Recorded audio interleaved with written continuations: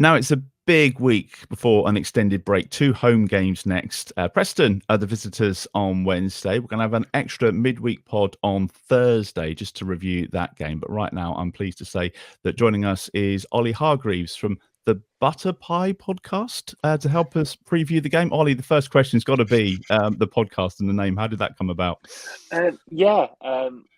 This question gets asked quite a lot, actually. I'm sorry. No, don't worry at all. So how I best describe it is it's a Prestonian delicacy that's only nationalised in Preston. You can get a butter pie on the concourse in Deepdale. Pretty much how to explain it, it's a cholesterol in a pie. It's just butter, potato, and onion, and that's it. So when we were coming together, what should we be called? Should we call the Invincibles? No. How about the Butter Pie podcast? Yeah, let's do that. So, we trialled it for a laugh and it stuck. So here we are 3 years later with the same name, having to tell every podcast that we go on that it's about football and not a pie. Yeah, and I bet everybody says, I really want to try one. I bet that's the standard. Yeah. Yeah. Next time I go up, I'll make sure to try one. I think we've only had one review, and that was that it was absolutely terrible. But, one day we'll get someone to like it, but not fairly soon, I don't think. I suppose we ought to talk about the football since you're on. I mean, how things are going, first of all, because from what I was working out today, I don't think you've lost since Leeds back in January. So you must be quite pleased with how things are working out so far this year.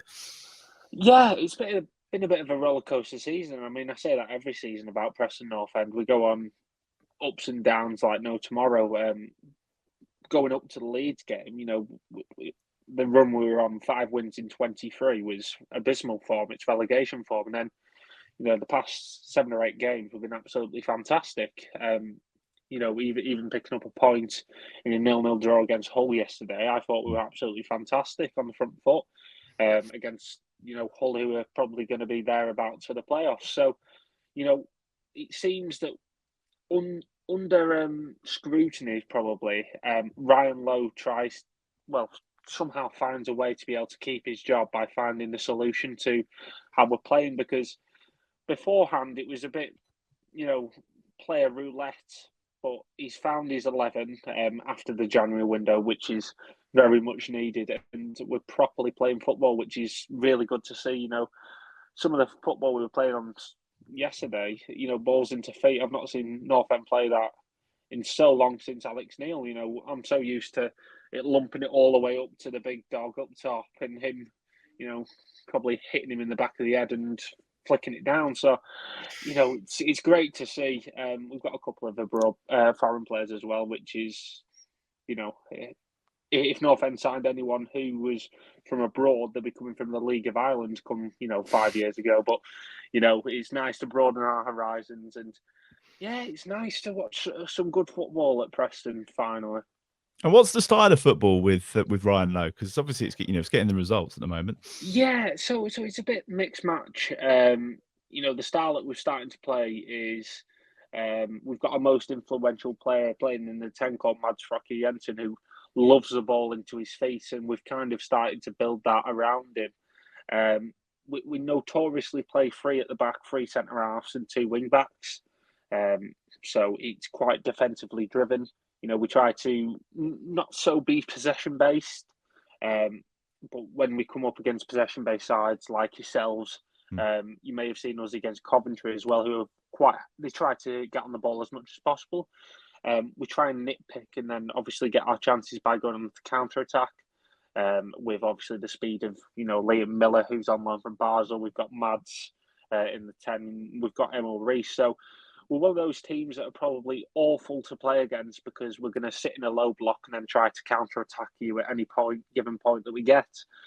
So that's how I can hope that we're able to get anything against yourselves, is that there's potentially a slip up in the back line and we maybe nick one, but I'm not optimistic.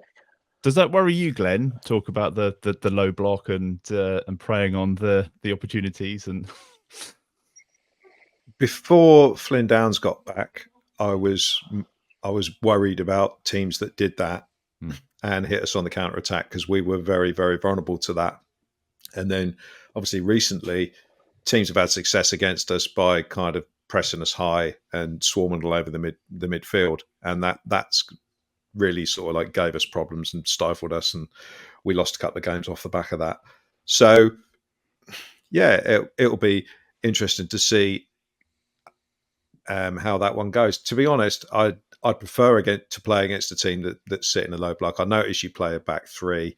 We've got to turn that into a back five by pushing the fullbacks back, because I don't usually wingbacks are wingbacks because they're not the best defenders.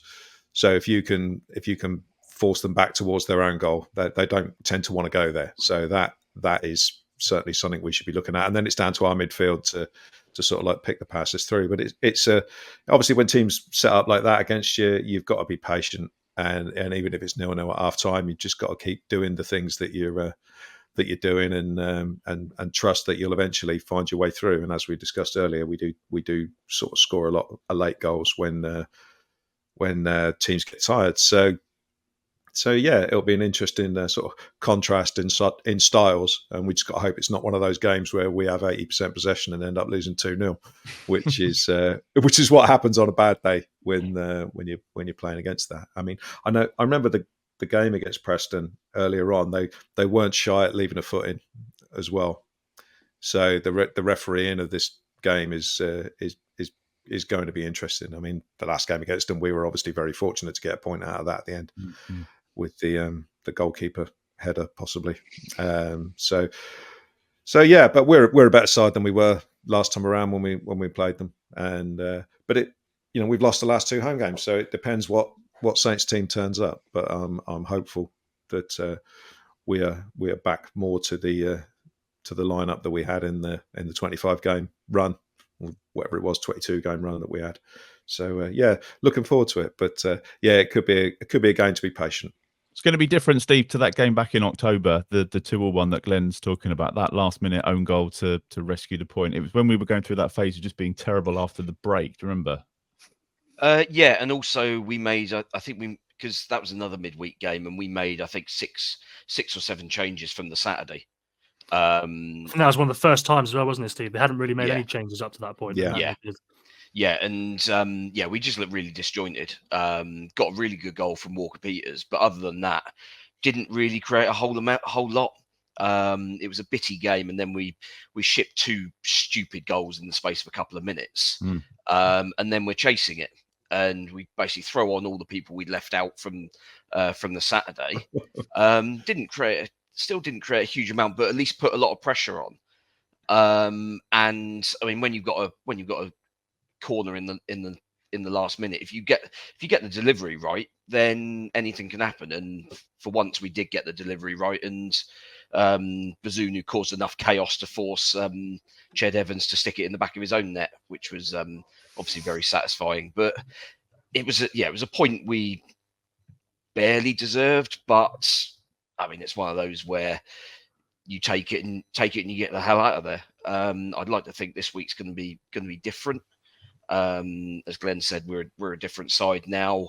By the sound of it, Preston are a different side to when we played them back then. The style was a bit different. I think the only other game I've seen Preston play was the Leeds game, which was obviously your last defeat.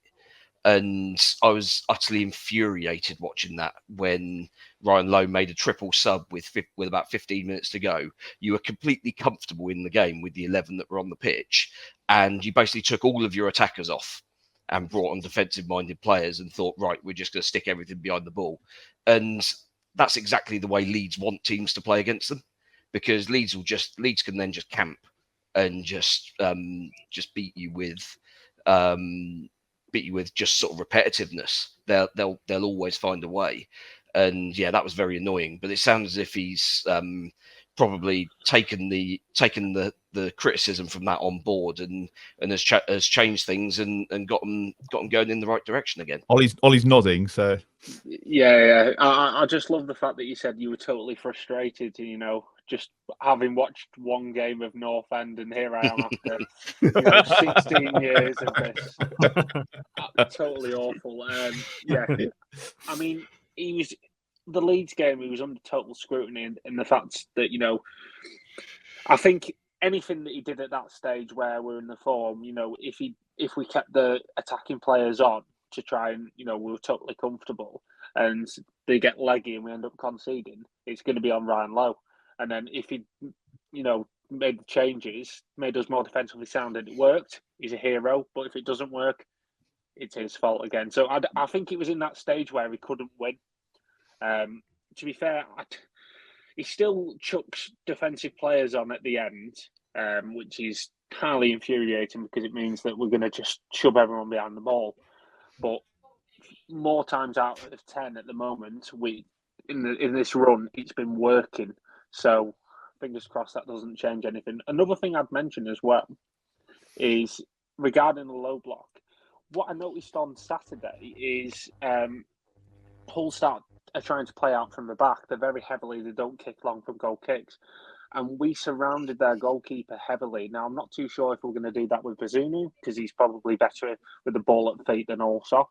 But every time that they tried to play out from the back, we ended up with the ball back after about 20 seconds. So, the press works on that end. If it doesn't work, we'll shove 10 players behind the ball and just sit on outside our 18-yard box.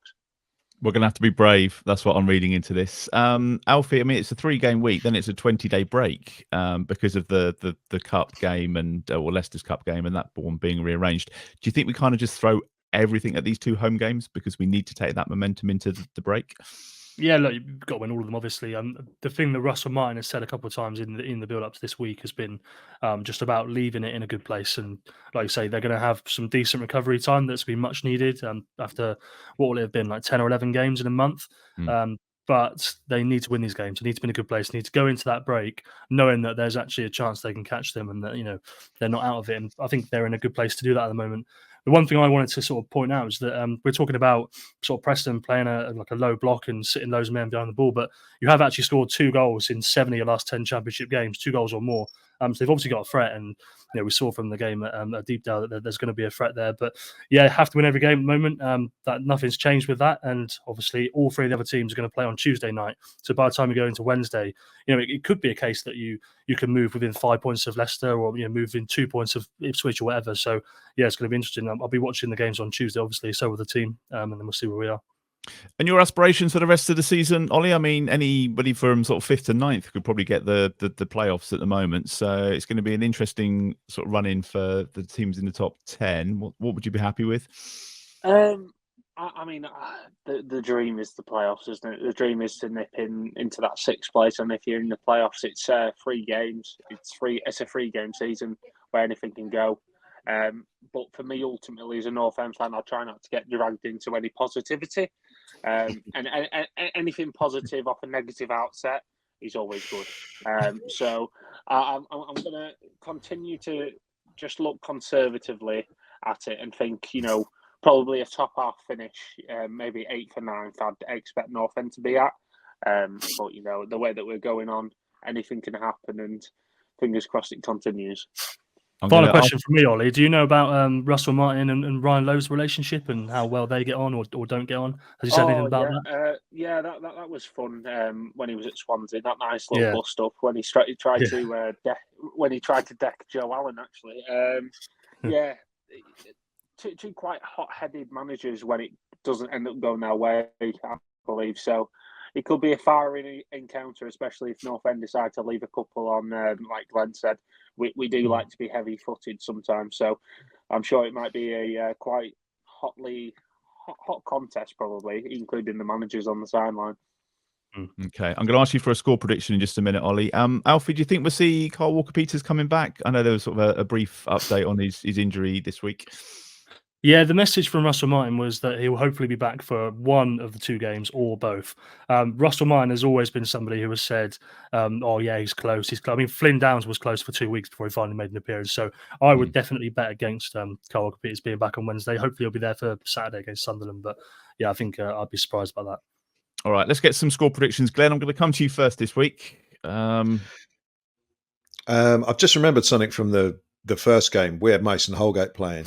Yeah, I was going to say that.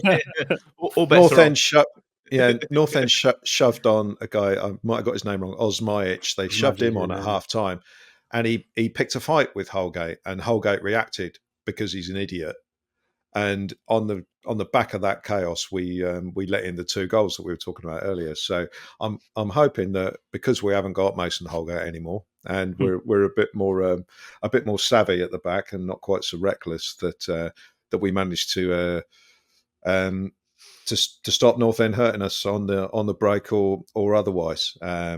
It'll be interesting if they do try and press from the front, because we have struggled with that a little bit the last few weeks. But quite confident that we're going to get back to it at home. So I'll go for a narrow and slightly squeaky 2-1 win. Squeaky win. Alfie, do you want to go next? Yeah, sorry, Glenn, but I'm also going to go for a 2-1 win, just because, as I said about Preston, I think they've definitely got a goal in them, and equally this Saints defence has definitely got a clanger in it. But I'm pretty confident about the result. So yeah, we'll go for a 2-1 win. Okay, Steve. Yes, same thoughts. Slightly different scoreline. I mean, as pointed out just now, I think Preston have scored 2 or more in something like 7 of the last 10. Was it you said, Alfie? Yeah. So yeah, I mean, we've seen what. It's weird that we kind of look at the defence as a whole, and actually, as a collective, they're kind of playing all right. But then there's these little moments where they switch off, and we've done it against teams good and bad in this division. So I kind of half expect that to continue until beyond the international break, when we have a little bit of time on the training ground to get it sorted. But we've still got the attacking prowess. So 3-2 win. Nice. Okay. Ollie, it sounds like there might be some goals in this game, unless we've completely misread it. What's your prediction? Yeah, it'll be a 0-0 after this, won't it? Well, every time I predict a North End win, I'm a very coincidental person. Every time I predict a North End win, we lose. My head's saying a 1-1 draw. I'm going to predict a 2-1 Saints win, just for my own peace of mind, knowing that it might turn on its head. And because It wasn't your fault. The old reverse jinx. I'm an awful gambling man, so if I stuck my money on red, it'll be black every time. So 2-1 Saints, and hopefully it's the other way around. And will there be many coming down for the game, Ollie? Midweek, I'd expect a couple of hundred. I wouldn't expect it to be 4 figures, because it is a fair old trip down to Southampton, especially. A couple of half days off work. So I'd expect maybe 200 to 300. If anything more, then fair play. But we've been in great form, so it could be more than that. All right, nice one. Cheers for coming on, Ollie. Cheers for coming on. That's been a really good insight, and good luck with the rest of the season. You too. Hopefully not against on Wednesday. Take care, guys. All right, see you later. Bye-bye. Cheers, Bye. mate.